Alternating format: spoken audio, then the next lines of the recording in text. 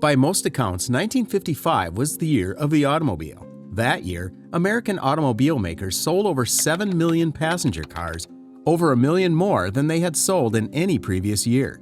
That year, General Motors easily sold the public $325 million worth of new common stock, and the stock market as a whole, led by the motor companies, gyrated upward so frantically that Congress investigated it.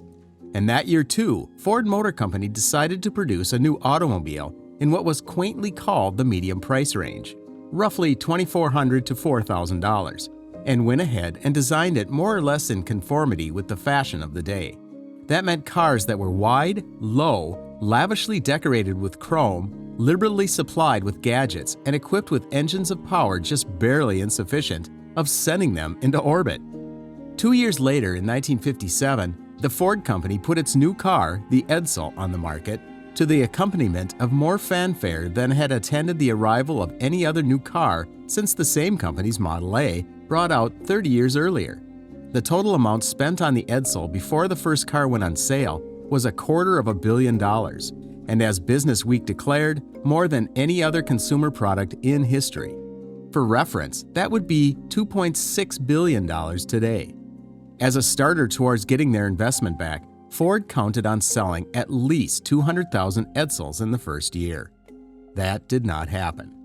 2 years, 2 months, and 15 days later, Ford had only sold 109,466 Edsels, and beyond a doubt, many hundreds if not thousands were bought by Ford executives, dealers, salesmen, advertising men, assembly workers, and others who had personal interest in seeing the cars succeed. The 109,466 cars sold amounted to considerably less than 1% of passenger cars sold in the United States during that period. And on November 19, 1959, having lost around $350 million on the Edsel, the Ford Motor Company permanently discontinued its production. How could this happen? How could a company so endowed with money, experience, and presumably brains have been guilty of such a monumental mistake? Even before the Edsel was dropped, some of the more articulate members of the car-minded public had come forward with an answer so simple and so seemingly reasonable that, though it was not the only one advanced, it became widely accepted as the truth. The Edsel, these people argued, was designed, named, advertised, and promoted with a slavish adherence to the results of public opinion polls and of their younger cousin, motivational research. And they concluded that when the public is wooed in an excessively calculated manner, it tends to turn away in favor of some gruffer and more spontaneously attractive suitor. This is not necessarily the truth. Although the Edsel was supposed to be advertised strictly on the basis of preferences expressed in polls, some old-fashioned snake oil selling methods crept in. Although it was supposed to have been named in much the same way, was named for the father of the company's president, like a 19th century brand of cough drops or saddle soap.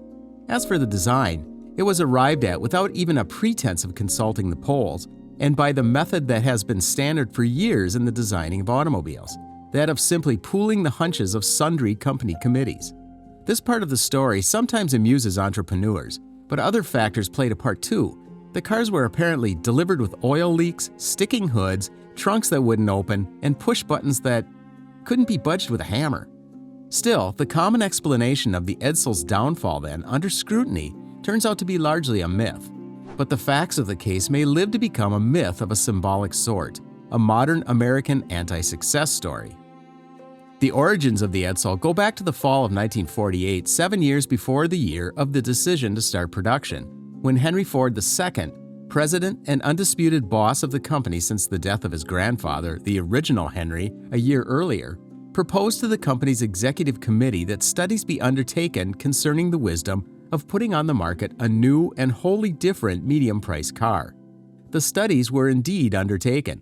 There appeared to be good reasons for them. It was a well-known practice at the time for low-income owners of Fords, Plymouths, and Chevrolets to turn in their symbols of inferior caste as soon as their earnings rose above $5,000 a year, and trade up to a medium-priced car.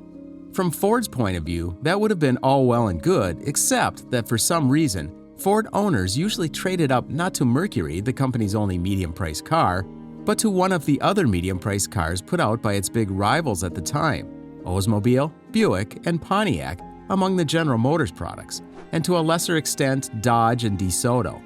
And as this was a time when a massive amount of Americans were entering the middle class, this was a big problem for Ford.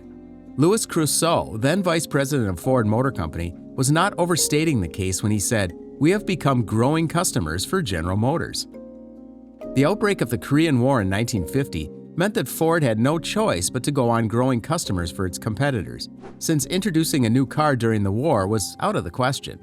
However, in 1954, a committee submitted to the Ford executive team a 6-volume blockbuster of a report summarizing its views of the future.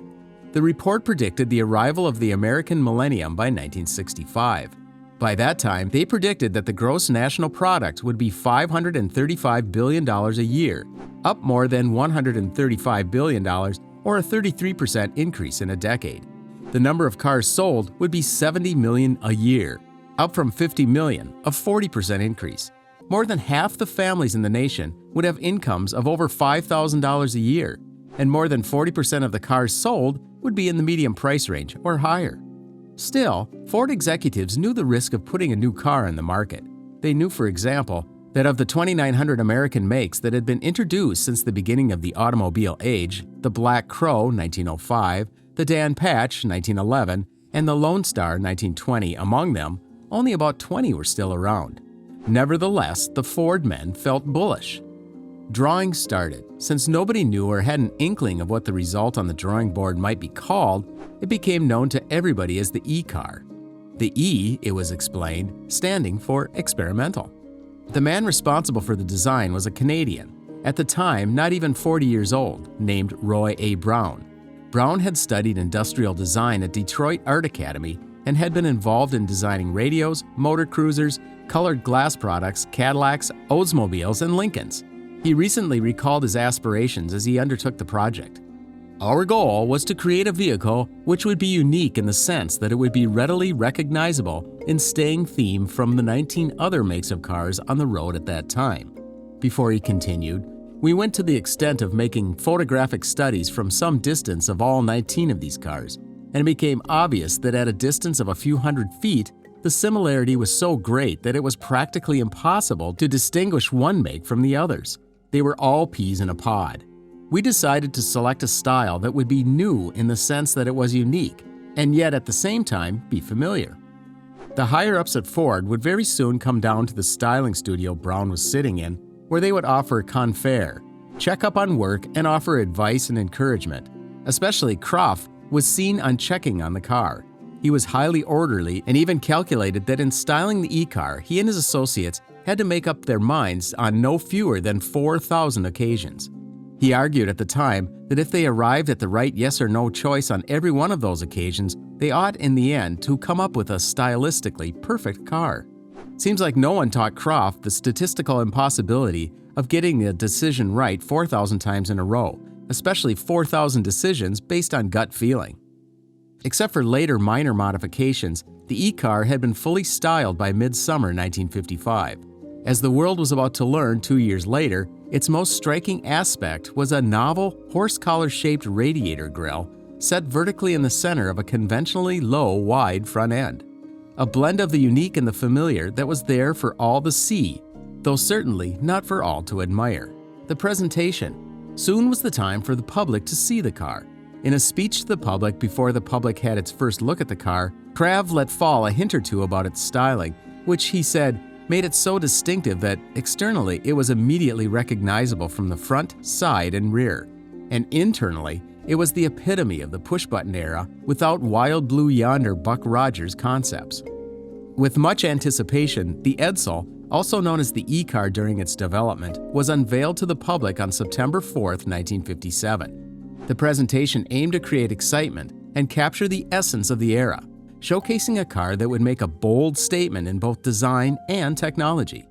The event was a spectacle, held simultaneously in several major cities across the United States. As the curtains were drawn back, the distinctive features of the Edsel came into view. Its most eye-catching aspect was the novel horse-collar-shaped grille, positioned vertically in the center of the front end, which gave it a unique and recognizable appearance. The car's low and wide design conveyed a sense of power and modernity. setting it apart from the traditional car designs of the time. Elmer Krav, a key executive involved in the project, took the stage to introduce the Edsel. He spoke passionately about its distinctive attributes, emphasizing its modern and advanced features. Krav particularly highlighted the convenience and allure of the push-button era, which was seen as a symbol of progress and innovation. The presentation not only focused on the exterior, but also showcased the luxurious interior of the Edsel. The car boasted an array of cutting-edge gadgets and conveniences, catering to the desires of consumers seeking both style and functionality. The Edsel was positioned as a status symbol, appealing to those who sought to make a statement with their choice of automobile. While the initial reaction to the Edsel was positive during the presentation, the true test awaited the car on the showroom floors. Extensive marketing campaigns flooded various media channels, portraying the Edsel as a symbol of success, individuality, and sophistication. Advertisements were carefully crafted to generate widespread awareness and pique the interest of potential buyers. Despite the grand presentation and extensive marketing efforts, the Edsel fell short of expectations. Sales figures were disappointing, far below the projections that had been made. Several factors contributed to the downfall of the Edsel, including mechanical problems, quality concerns, and an evolving market landscape that shifted consumer preferences. In hindsight, the Edsel story serves as a cautionary tale for the automotive industry. It underscores the importance of understanding consumer preferences, finding the right balance between innovation and familiarity, and delivering a product that aligns with market demands. The Edsel's failure reminds us that even well-established companies with abundant resources and experience can stumble when they lose touch with their customers' needs and aspirations. The Edsel's legacy endures as a symbol of a well-intentioned yet flawed endeavor. It stands as a reminder that success in the automotive industry, or any industry for that matter, requires a deep understanding of consumer desires, a keen sense of market dynamics, and the ability to adapt and connect with customers on a meaningful level.